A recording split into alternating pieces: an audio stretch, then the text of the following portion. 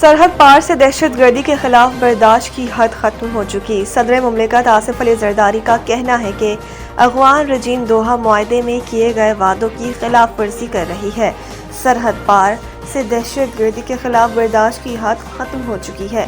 اقدامات عوام کو سرحد پار دہشت گردی سے محفوظ بنانے کے حق دفاع پر مبنی ہے۔ Social media platform X پر پیغام میں صدر مملکت نے کہا ہے کہ سرحد پار دہشت گردی کی برداشت اپنی حد کو پہنچ چکی۔ پاکستان کی حالیہ کارروائیاں اپنے عوام کے دفاع کے فطری حق کے تحت کی گئی ہیں۔ سرحد پار دہشت گردی کے خلاف بارہا خبردار کیا گیا مگر نظر انداز کیا گیا۔ صدر مملکت آصف علی زرداری نے ٹویٹ میں اپنے 8 فروری کے پیغام کا حوالہ بھی دیا۔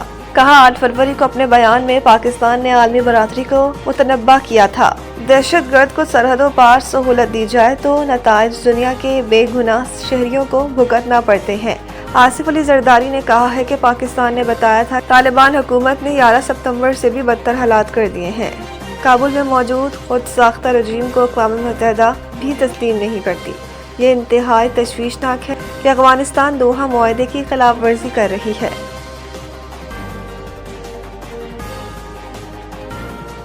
سانحہ گل پلازہ بچوں کو بلایا اور بیانات لیے۔ انہوں نے بتایا کہ وہ ماچس سے کھیل رہے تھے۔ S S P city traffic Ejaz Sheikh Sindh high court میں سانحہ گل پلازہ کمیشن کے روبرو پیش ہوئے اور بتایا کہ جب وہاں پہنچا تو دیکھا میں روڈ والی سائڈ پر آگ بڑی شدت سے لگی ہوئی تھی۔ آگ کے بارے میں بتایا گیا کہ آگ بہت تیزی سے پھیل رہی ہے۔ ڈی سی آفس والی سائڈ سے آگ زیادہ نہیں تھی، لوگ وہاں سے سامان نکال رہے تھے۔ انہوں نے بتایا کہ 3 سائڈ سے پولیس کی نفری لگا کر لوگوں کو روکا لیکن دیکھتے ہی دیکھتے تینوں سائڈز کو آگ نے اپنی لپیٹ میں لے لیا۔ اعجاز شیخ کا کہنا تھا کہ بتایا گیا کہ وہ بچے ماچس سے کھیل رہے تھے۔ ہم نے بچوں کو بلایا اور ان کے بیانات لیے۔ انہوں نے بتایا کہ وہ کھیل رہے تھے، یہ چیزیں انکوائری کا حصہ ہیں۔ کمیشن نے کہا کہ بیسمنٹ کی سی سی ٹی وی فوٹیج ہم سے شیئر کریں۔ ہمیں بتایا گیا آگ سے پہلے دھواں پھیلا اور پھر آگ، جس پر اعجاز شیخ کا کہنا تھا کہ پلازے کے 17 دروازوں میں سے 4 کھلے ہوئے تھے۔ دروازے کھولنا ایسوسی ایشن کا کام تھا۔ وہ دکانوں سے پیسے لیتے ہیں، چوکیدار رکھے ہوئے ہیں۔ ایسوسی ایشن والے سب سے پہلے چوکیداروں کو کہتے کہ دروازے کھولیں۔ ان کا کہنا تھا کہ ریسکیو میں کوئی مسائل نہیں ہوئے۔ ریسکیو کے کام میں لوگوں کی وجہ سے کوئی مسئلہ نہیں ہوا۔ 1 ماہ پہلے گرین لائن کا کام شروع ہوا۔ گل پلازہ کی ایک طرف روڈ 12 فٹ اور دوسری طرف 15 فٹ ہے۔ ہمارے پاس شہر بھر میں 5200 کی نفری ہے۔ جب واقعہ پیش آیا تو مختلف جگہوں پر ہماری نفری موجود تھی۔ امریکہ میں برفانی طوفان، 6 ریاستوں میں ایمرجنسی نافذ، شہریوں کے لیے الرٹ جاری۔ تفصیلات کے مطابق امریکہ کی شمال مشرقی ریاستوں کو تاریخ کے شدید ترین برفانی طوفان کا سامنا، جس کے باعث 6 ریاستوں میں ہنگامی حالت نافذ کر دی گئی۔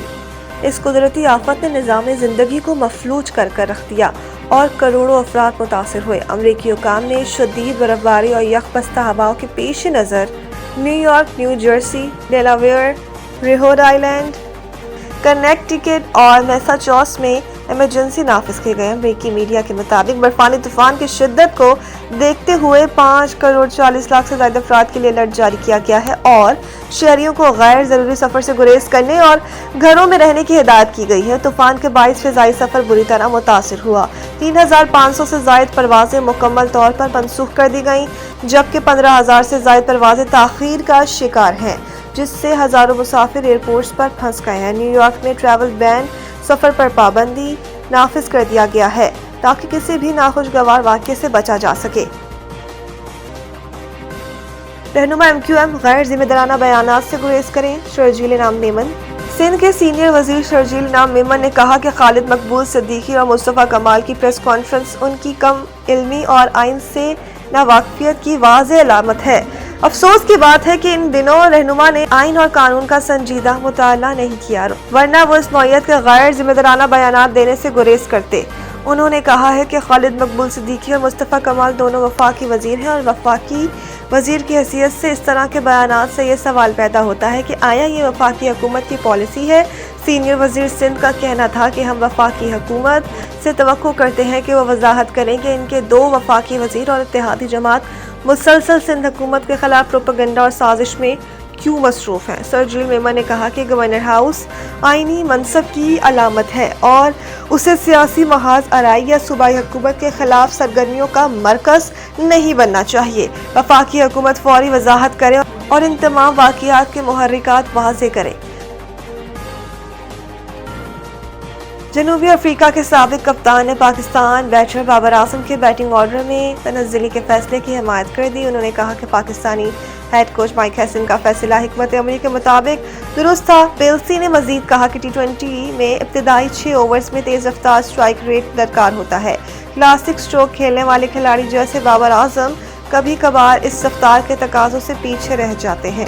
جنوبی افریقی سٹار کا کہنا تھا کہ ہیسن نے بابر اعظم کی مہارت کو مد نظر رکھتے ہوئے انہیں بہترین کردار دیا ہے، ان کی صلاحیت کو نظر انداز نہیں کیا۔